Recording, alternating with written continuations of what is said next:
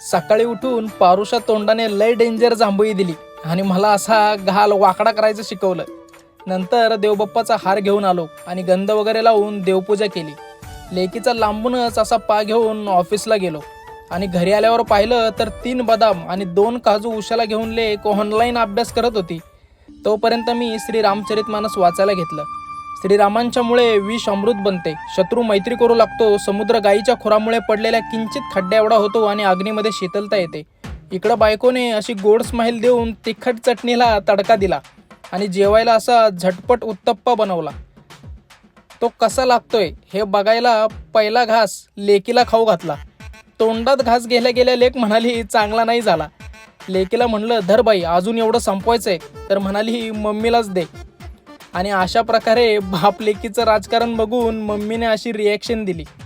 बाकी काय हो, चालायचंच नाही का.